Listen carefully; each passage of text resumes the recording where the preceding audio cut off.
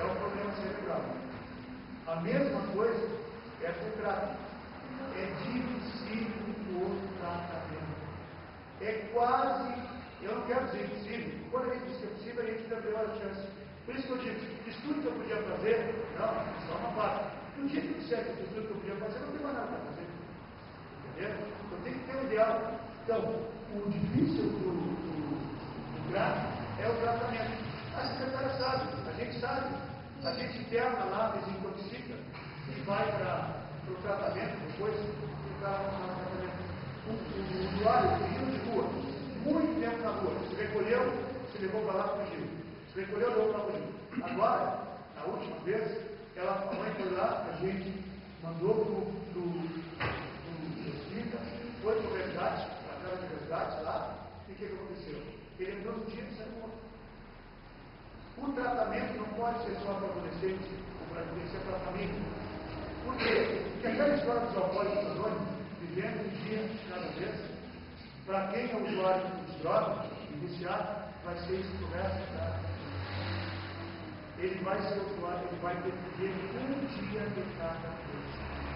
Ele vai ter que ter o apoio da família. Eu não quero mais esse cara porque ele me incomodou. Jogar-se ele é o fim para ele. Porque se ele não tiver um porto seguro da família, é o fim para essa pessoa. Uma das coisas mais importantes é a afetividade. Ele tem que ter o carinho, ele tem que ter a orientação da família. Então, tratar o usuário e não tratar a família é jogar dinheiro fora. Agora, já estou chegando no final, falei que eu falar 40 minutos, mas já vou terminar. O que acontece com as famílias? Acontece o seguinte: nós, famílias, todo mundo inserido no meio, nós não cumprimos com o nosso dever. Não cumprimos.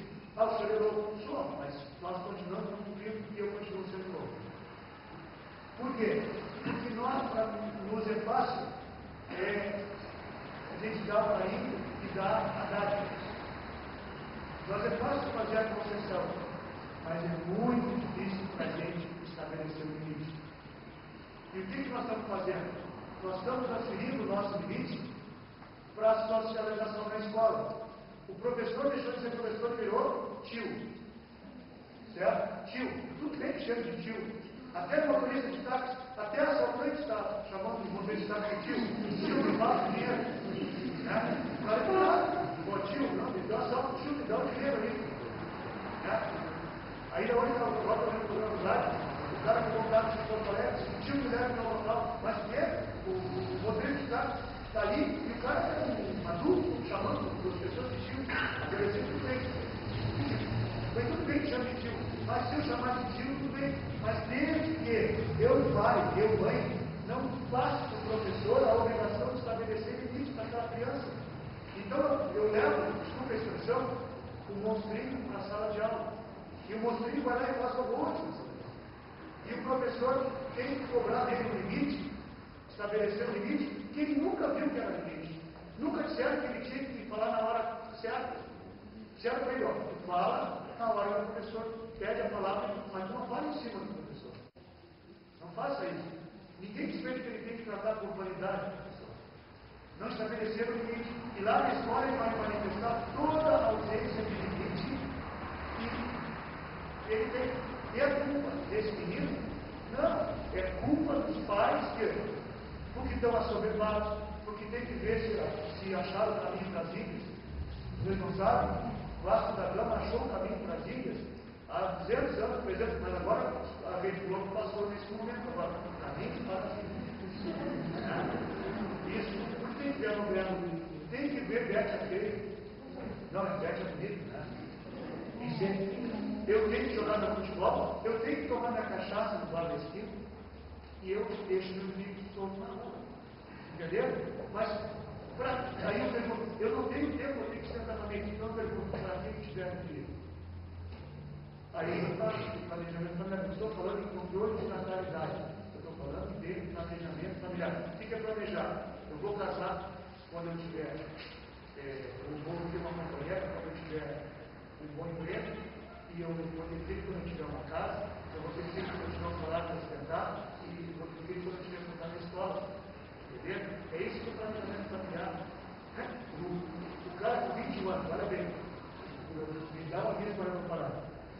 21 anos. O guri chegou lá, a menina prejudicada, tem 16 anos. E ele tem 21. Aí ele já tem um filho com uma outra menina.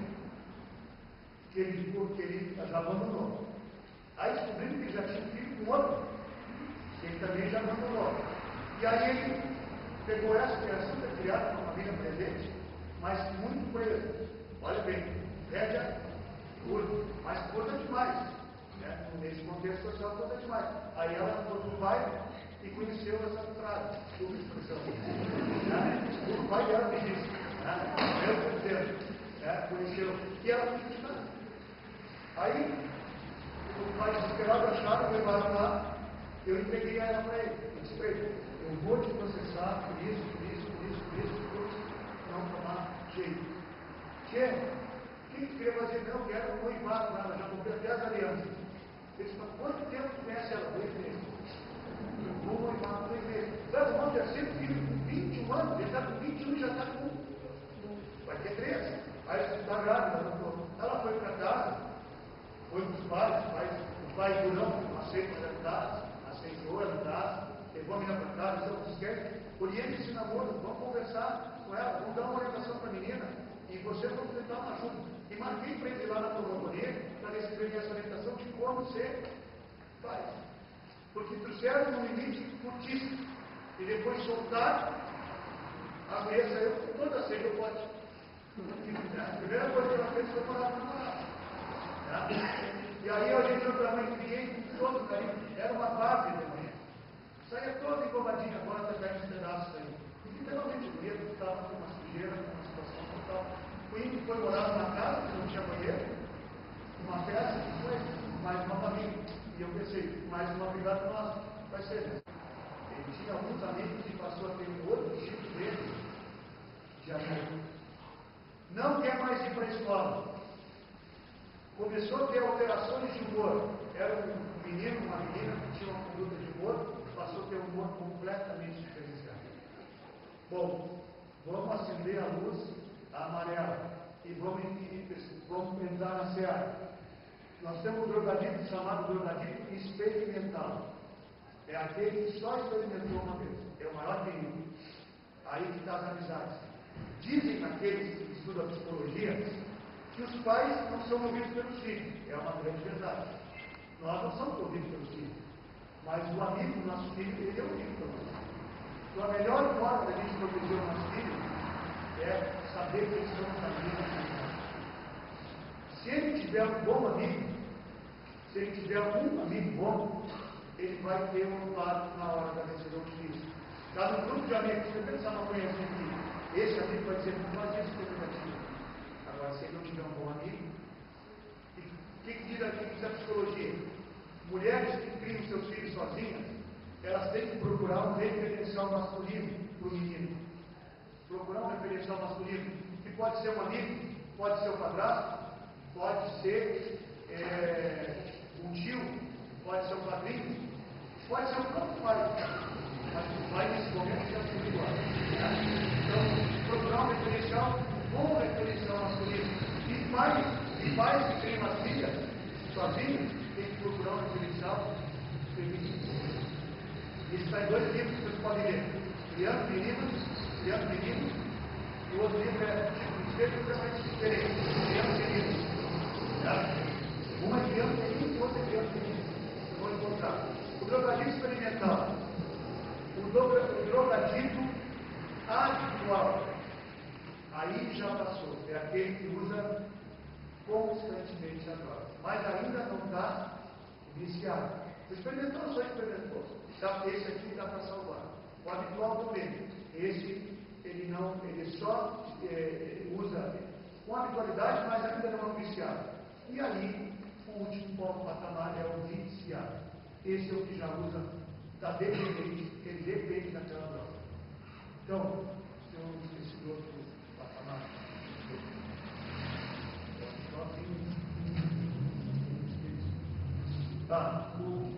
o experimental experimenta, o eventual, lá de vez em quando ele experimenta,